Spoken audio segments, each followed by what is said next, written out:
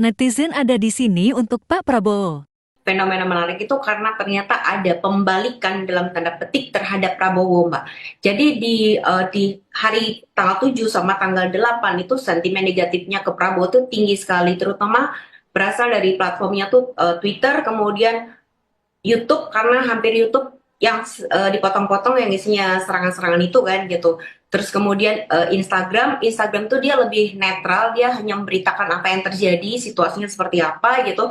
Kemudian di Facebook tuh lebih banyak mengambil data dari atau postingan dari akun-akun media yang ada di media sosial.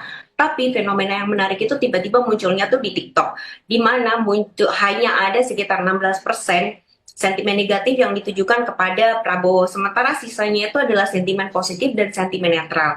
Terus waktu kita pelajari apa yang menyebabkan engagement Prabowo itu tiba-tiba tinggi dan dia berubah.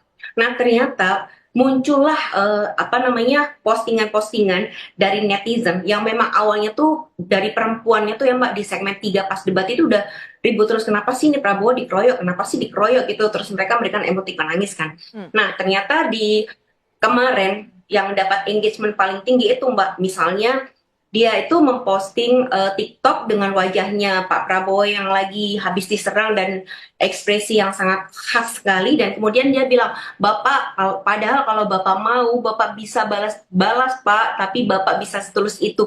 Lagunya Mbak, lagu Dawai dari Fadila Intan yang menyayat hati gitu. Jadi orang tuh langsung ke bawah gitu. Itu adalah salah satu engagement tertinggi di TikTok gitu. Terus kemudian memang pendukung Pak Prabowo ini yang urusan TikTok ini ternyata banyak perempuan. Terus kemudian ada lagi manusia yang paling kuat hatinya peluk Bapak. Pak Prabowo kami akan balaskan di tanggal 14 Februari nanti. Kemudian ada lagi perempuan lagi buka TikTok pas makan malam, FYP lewat debat capres mana isinya semua menjatuhkan Pak Prabowo gitu. Hmm. Semoga Bapak selalu sehat terus ya Pak. Nah gitu.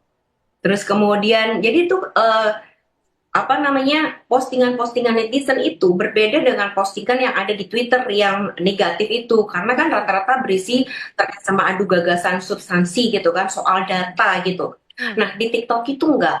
Ketika saya buka mereka justru memberikan apa namanya support kepada Prabowo gitu. Dan fenomena ini baru terjadi dari tadi sore sampai tadi malam hingga hari ini yang kemudian dia bergulir dengan sangat cepat dan memberikan engagement tertinggi kepada Prabowo gitu. Baik. Nah situasi itu kemudian saya cek ke paslon yang lain itu ternyata tidak mendapatkan dampak sebesar itu.